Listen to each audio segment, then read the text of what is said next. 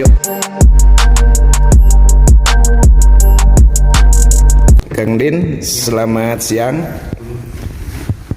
Apa arti penting Pilkada Ciamis untuk kemajuan pembangunan Ciamis dan kesejahteraan masyarakat Ciamis? Ya, begini Kang Heri dan pemirsa, dalam konteks organisasi, masyarakat itu kan bergabung ke organisasi negara, di bawahnya ada organisasi pemerintahan Kabupaten Ciamis, itu dalam kerangka mencapai cita-cita negara secara keseluruhan, memajukan kesejahteraan umum, mencerdaskan kehidupan bangsa, yang ikut melaksanakan seperti dunia, ya, melindungi segenap tumpah darah Indonesia. Nah itu untuk mencapai itulah dipakai kita kan pakai demokrasi. Demokrasi itu salah satunya ada pergantian kepemimpinan secara konstitusional lewat pilkada kalau di daerah.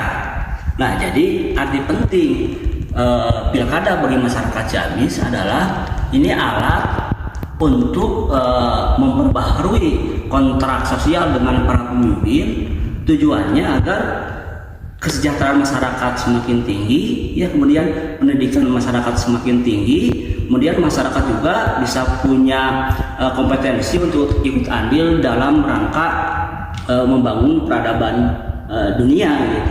Itu arti pentingnya. Oleh karena itu, maka ini harus dijadikan momen pilkadanya oleh masyarakat Ciamis untuk benar-benar memilih pasangan calon itu berdasarkan visi misi program yang nanti bisa dievaluasi pasca terpilih itu, apakah calon itu melaksanakan visi misi program sesuai dengan apa yang mereka sampaikan saat kampanye, begitu ya. Sekarang masa kampanye ya, mulai 25 September sampai H-3 hari H ya.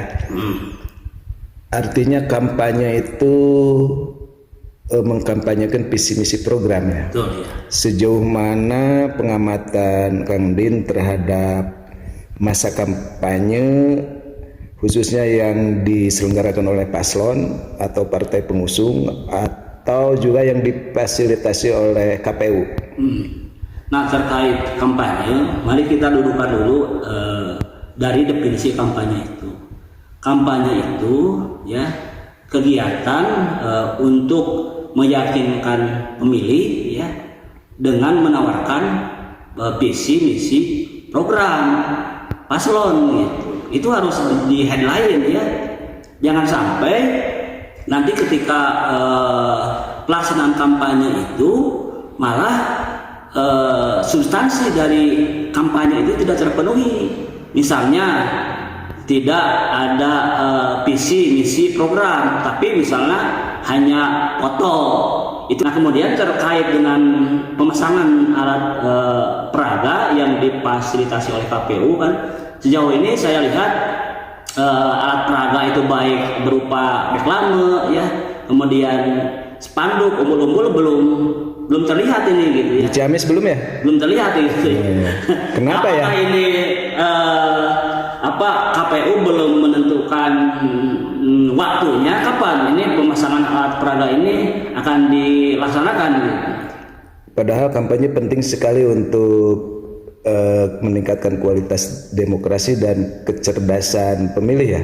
Betul, ya. Di lapangan ya ada kampanye yang kurang mendidik ya, APS atau APK yang dipasang di pohon-pohon pinggir jalan, yang di tiang listrik, tiang telepon, atau branding di kendaraan yang besar. Bagaimana menurut Kang Din?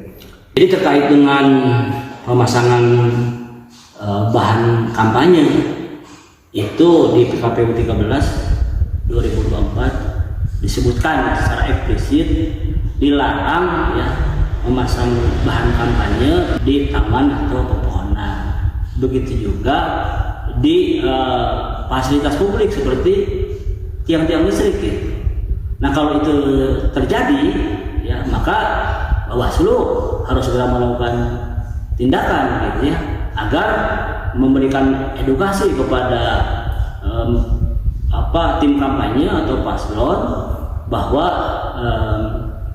cara-cara seperti itu tidak baik dan dilarang oleh regulasi. Yang menarik misalnya tadi ya, terkait dengan branding ya, branding kendaraan. Ya, walaupun ukurannya memenuhi standar, misalnya stiker itu hanya 10x5, tapi ketika mobil masuk ke masjid sholat gitu ya. Nah ini sikap Bawaslu seperti apa gitu? Ke parkir ke pekarangan. Ke pekarangan masjid ya, atau ke tempat pendidikan atau ke rumah sakit Oh, gitu iya, ya. iya. Kan jadi problem. Visi misi paslon Ciamis ya, hasil pengamatan Kang Din yang sekarang bagaimana? Tantangan kepada HY ini kalau terpilih nanti ya, berapa dia atau pasangan HY bisa menaikkan pendapatan asli daerah, karena itu menjadi hal krusial. Yang kedua, di samping peningkatan pendapatan asli daerah, juga alternatif lain untuk mengatasi tadi lambat atau linearnya pembangunan Ciamis 20 tahun ke belakang dan perencanaan 20 tahun ke depan itu penguatan partisipasi masyarakat. Karena tanpa pelibatan partisipasi masyarakat itu di mana-mana pembangunan tidak akan berhasil. Nah, skemanya apa penguatan partisipasi itu? Ya, misalnya bagaimana melibatkan pentahelik dalam setiap tahapan pembangunan, dari mulai perencanaan, kemudian pelaksanaan, kemudian evaluasi, itu yang harus diperkuat ya.